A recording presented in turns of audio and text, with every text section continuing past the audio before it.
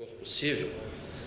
Bem, eu devo começar saudando o presidente Renato Rua de Almeida, que coordena este painel, professor Renato, da Pontifícia Universidade Católica de São Paulo. Também devo saudar o ministro Pedro Paulo Teixeira Manos, a quem tive a honra e o privilégio de suceder lá no Tribunal Superior do Trabalho. Aliás, diria, ministro Manos, que as fotos da capital paulista continuam lá, bem guardadas no gabinete, na medida em que sou um entusiasta aqui do estado de São Paulo, fui juiz aqui na 15ª região e fiz um mestrado também na Pontifícia Universidade Católica de São Paulo, instituição na qual estou postulando também o título de doutor em Direito Constitucional. Enfim, os meus registros iniciais são de cumprimentos à presidência da Academia Brasileira de Direito do Trabalho, o acadêmico João de Lima Teixeira Filho, pela concepção e estruturação de um evento que reúne juristas importantes, nacionais e internacionais, e que nos oferece a reflexão uma série de temas atuais, temas sensíveis, temas relevantes, como esse que nos cabe aqui abordar, que diz respeito ao conteúdo lícito possível, quem sabe até necessário, dos acordos e convenções coletivas de trabalho.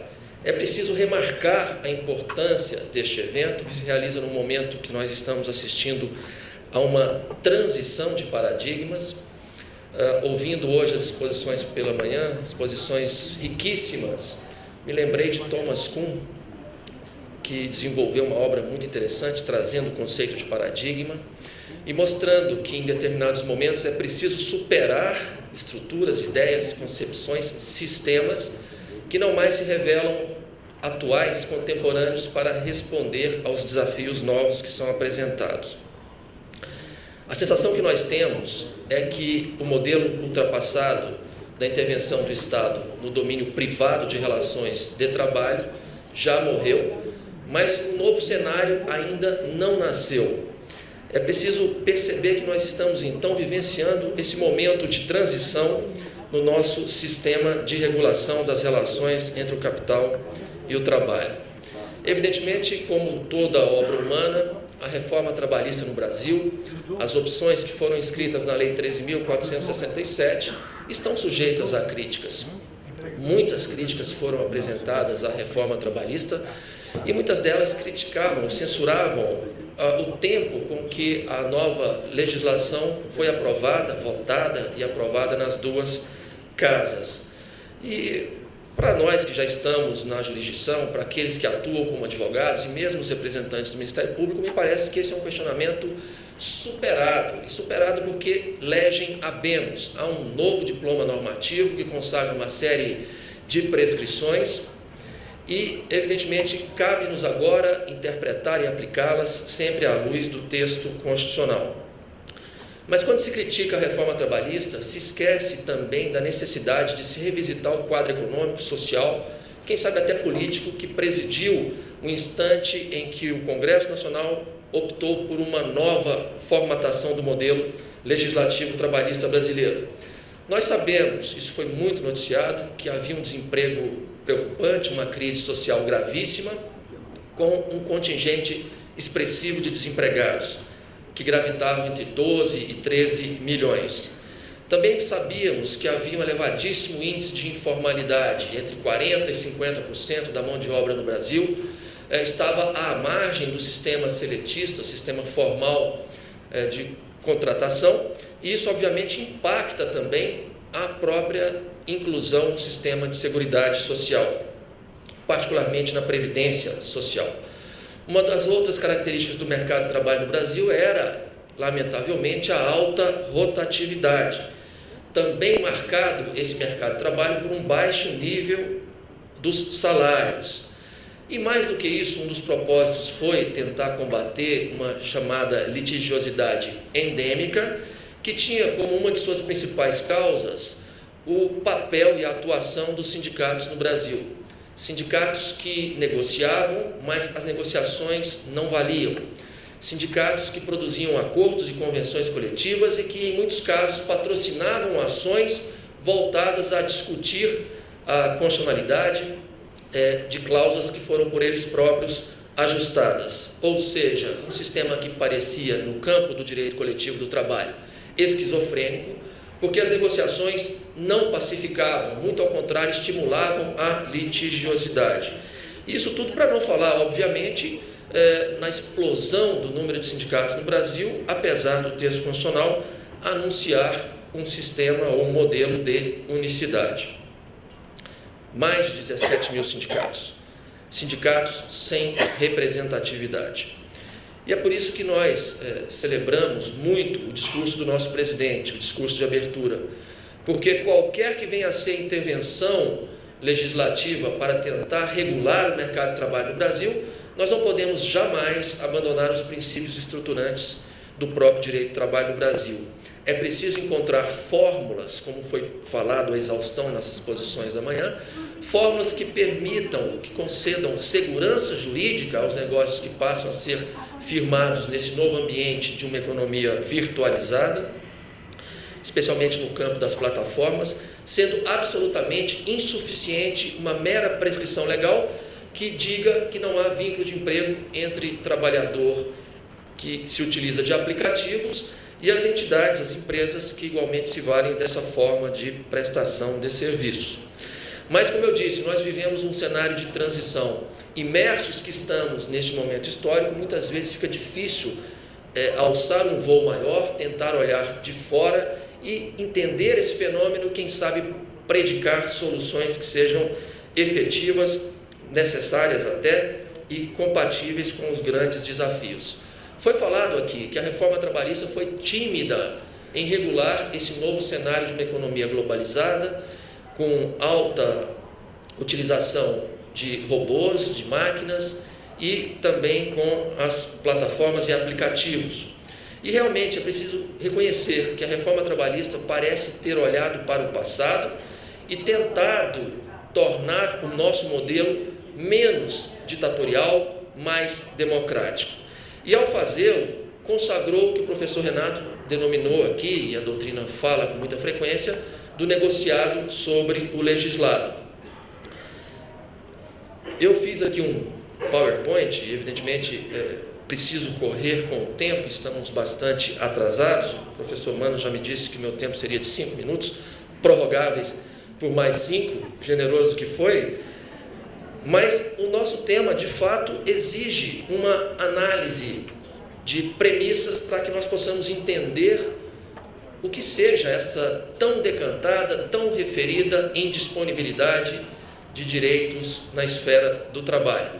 Examinando a legislação e a doutrina, há um expressivo consenso no sentido de que não existe definição legal objetiva sobre quais são os direitos efetivamente indisponíveis. Mas há igualmente um consenso no sentido de que o Estado pode e deve interferir na autonomia da vontade, considerando determinados bens jurídicos que não podem ser alvo de transação, de negociação. Esta outorga deste caráter indisponível a determinados direitos busca, então, realizar o princípio da máxima proteção, considerando, como disse, os bens jurídicos envolvidos. E no nosso universo jus-laboral, é comum afirmar-se que são indisponíveis as normas de ordem pública ligadas à segurança e medicina do trabalho. Normas que, obviamente, buscam preservar o direito à vida, à integridade física e psíquica de todos aqueles quantos se ativam em benefício de determinados empreendimentos. Mas é evidente que nós precisamos compreender a indisponibilidade trazendo o Instituto da Irrenunciabilidade, porque são coisas absolutamente distintas. Eu me lembro que no ano de 2009, convocado que estava lá no Tribunal Superior do Trabalho, chegou um recurso de revista, lá na terceira turma, em que se discutia a possibilidade da arbitragem para a resolução de conflito individual de trabalho. Os colegas brilhantes que participavam daquele órgão defenderam a tese de que a Constituição só aludia à arbitragem no caso dos conflitos coletivos. Isso seria um sinal de um tratamento exaustivo que afastaria a possibilidade da sua utilização para a solução de conflitos individuais. E trouxeram mais o argumento da indisponibilidade dos direitos trabalhistas. Eu fiquei vencido naquela oportunidade e defendi exatamente o contrário, especialmente considerando a circunstância de que participava do processo um ex-diretor de uma grande empresa, de uma multinacional, que tinha a exata noção do negócio jurídico que celebrava. E naquela oportunidade eu procurei, no voto vencido, estabelecer essa distinção entre a indisponibilidade, que significa a interdição absoluta do direito de transigir, e a irrenunciabilidade, que no direito do trabalho está sediada nos artigos 9º e 468 da nossa consolidação, e que produzem amplo efeito ou amplos efeitos nos instantes que antecedem e durante a própria vigência do contrato de trabalho. Ou seja, indisponibilidade é uma coisa, irrenunciabilidade é outra. E ela só opera os seus efeitos, a irrenunciabilidade, antes e durante a vigência do contrato de trabalho, porque, do contrário, qualificar como indisponíveis todos os direitos trabalhistas faria com que as conciliações que são diuturnamente celebradas nos foros trabalhistas de todo o país seriam negócios jurídicos nulos por ilicitude manifesta e absoluta dos seus objetos, o que revela, com todas as vênias, um rematado absurdo. Mas nós também precisamos identificar distinções no âmbito das relações individuais e coletivas de trabalho.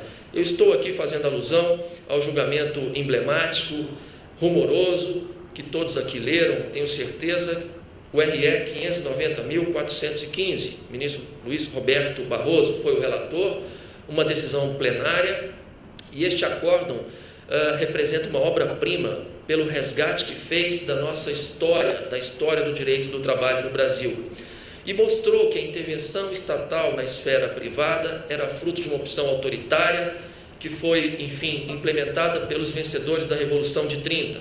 Mostrou que aquele modelo, que tinha também uma justiça do trabalho com poder normativo e que contava com sindicatos absolutamente asfixiados, capturados, integrados ao Estado, atendeu a um propósito histórico claramente situado no tempo e, por isso, havia a necessidade de sua retificação. E naquele julgamento, o Supremo Tribunal Federal pôs em evidência o chamado princípio da adequação setorial negociada. O que diz esse princípio? Nós sabemos. O princípio cuidou de tornar indisponíveis os direitos que fossem objeto de uma prescrição legal. Exemplo, horas in itinere, criadas por construção jurisprudencial inspirada no artigo 4º da CLT e posteriormente incorporada na súmula 90, em seguida passou a ser objeto do parágrafo 2º do artigo 58 da nossa consolidação. A partir do instante em que obtida a sede legal, o direito às horas de percurso não poderiam mais ser negociados, salvo, e esse foi um avanço, uma fenda nesta construção teórica da adequação setorial negociada, se respeitado o patamar mínimo de 50% do tempo gasto nos deslocamentos. Acho que todos conhecemos este aspecto da jurisprudência trabalhista. Mas o Supremo Tribunal Federal, nesse mesmo julgamento histórico, disse da absoluta inadequação do princípio da adequação setorial negociada. Inadequado o que era considerado adequado. E disse que a autonomia negocial coletiva presente no texto da Constituição deveria ser levada a sério.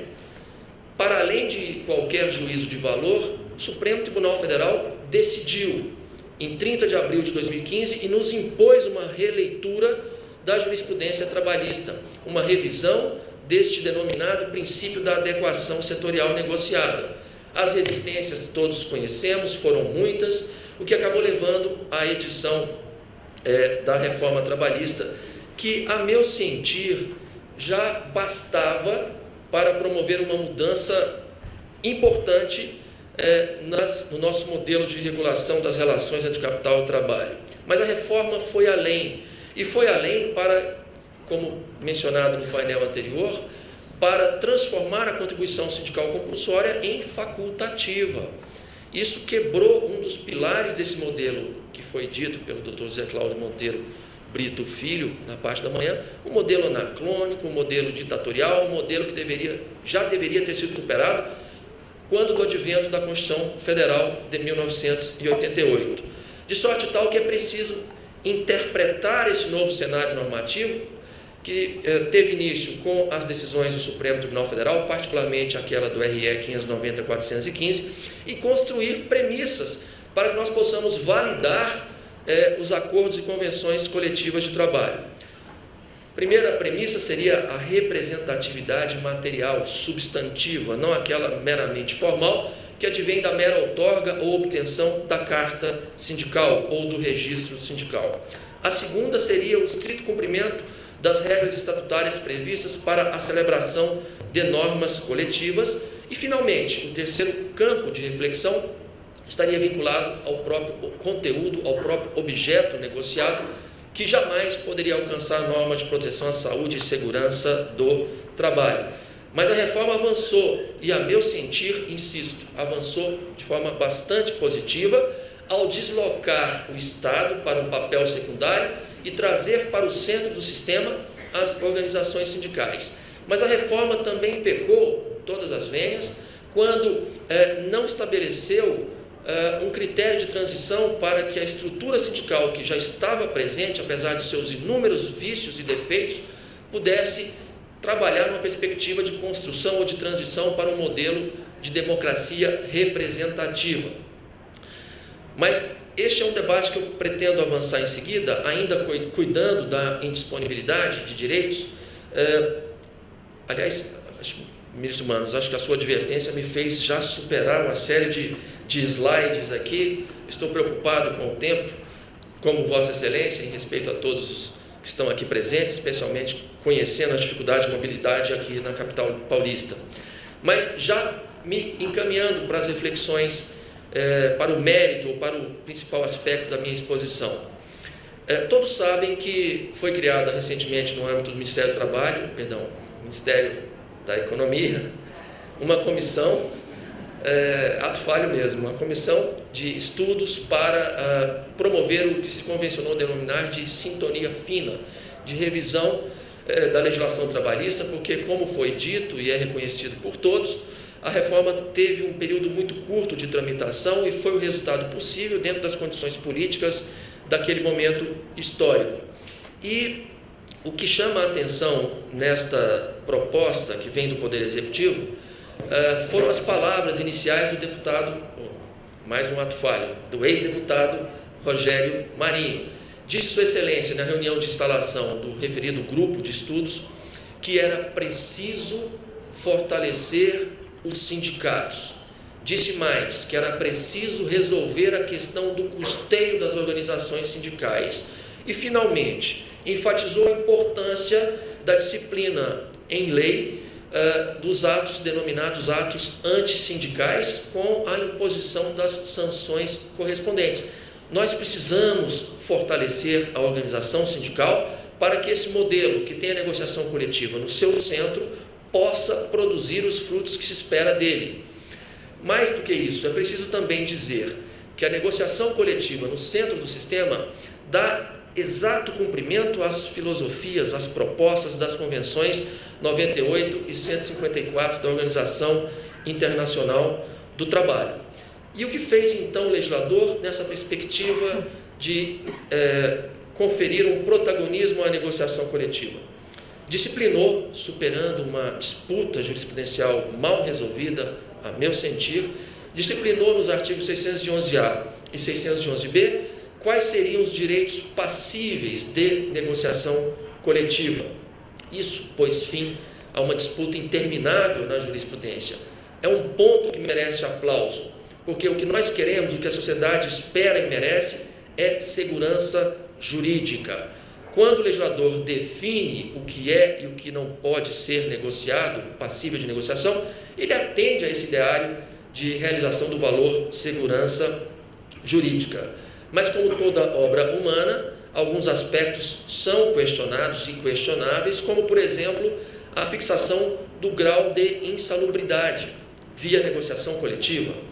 Evidentemente, o direito à saúde é um direito fundamental, está lá no artigo 6º, é um direito de todo cidadão e um dever do Estado, e a insalubridade, costumo dizer, representa um dos traços mais tristes da nossa história, porque se justificava lá no alvorecer da sociedade industrial brasileira, pós-1930, a admissão de trabalho em condições de agressão à saúde acima dos níveis de tolerância, hoje não mais me parece possível que se possa admitir, pelos progressos tecnológicos, pelas múltiplas possibilidades de se combater, de se neutralizar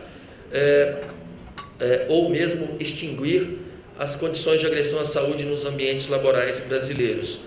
Mas a insalubridade, então, significa monetização da saúde, que é um direito indisponível, que não poderia ser objeto de transação, como, aliás, o próprio artigo 13 do Código Civil define quando diz que nenhum de nós pode dispor do próprio corpo, correndo risco de morte, como, por exemplo, negociando órgãos. Isso é um direito indisponível. Existem, sim, direitos absolutos: o direito de não ser torturado, o direito de não ser escravizado, e, por intervenção estatal, está proibida a transação de órgãos, porque tudo isso conspira contra o valor maior da dignidade da pessoa humana. O trabalho em condições insalubres, portanto, deveria ser banido, tanto assim que, no sistema da própria CLT, o juiz do trabalho, ao sentenciar reconhecendo condições insalubres, deve oficiar a fiscalização do trabalho para que sejam instaurados procedimentos voltados à superação deste quadro.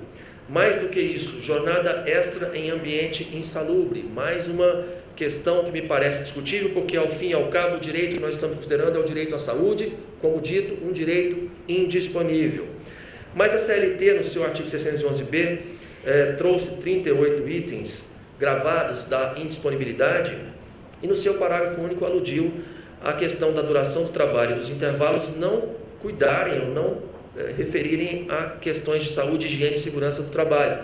É interessante observar que a primeira convenção da Organização Internacional do Trabalho, que foi lembrada hoje pela manhã, na exposição do representante ilustre da Organização Internacional, era exatamente aquela que buscou reduzir a 44 horas a jornada máxima, 48 horas a jornada semanal máxima e 8 horas diárias de trabalho. Uma antiga bandeira da classe trabalhadora, uma bandeira que igualmente se compatibiliza com o propósito de planificação do emprego, uma bandeira, enfim, que se conjuga ao ideal de evitar o incremento de acidentes do trabalho durante a sobrejornada, a depender das atividades envolvidas, de sorte tal que essas disposições me parecem sim problematizáveis à luz da indisponibilidade dos direitos sociais trabalhistas. Viram o foguete, né? Estamos com pressa. É preciso, então, para concluir, dizer o seguinte: direitos indisponíveis, ou a indisponibilidade de direitos, é tratada como um princípio no nosso ordenamento jurídico e, portanto, pode sim ser objeto de uma apropriação pelo legislador mais concreta, como aconteceu na CLT, artigo 611A e 611B. As questões ligadas ao meio ambiente de trabalho, à salubridade e aos impactos meta-individuais são todas, a meu sentir, também matérias gravadas com a nota da indisponibilidade. E, por fim, nós temos agora o desafio na jurisprudência de, chancelando os critérios do legislador, com alguns reparos que podem e devem ser feitos, oferecer à sociedade a tão necessária segurança jurídica, equilibrando os interesses em conflito. Era isso. Muito obrigado a todos.